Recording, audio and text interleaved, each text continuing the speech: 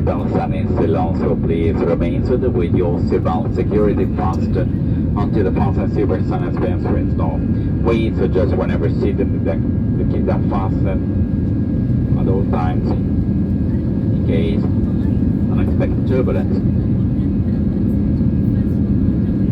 The toilets are at each end of a cabin and luggage not permitted any time during the flight, including e-cigarettes. All toilets are equipped with smoke detectors. Please take care when you fill your belongings in case anything falls out. Once we have reached the cruise level and will be safe for the cabin crew, we're going to start our bus service on Celebrate Ticket Service. As for your information, sign your seatbelt by the brochure and drinks and show the links to some of the products available on these sectors.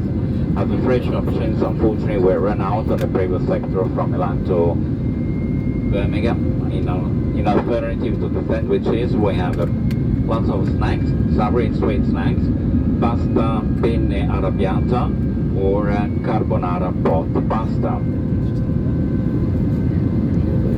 As soon as we finish with the bus service, we also have our boutique range service with cigarettes as well. We invite you to have a look inside the brochure, where today we're going to give an extra 20% discount on most of the products.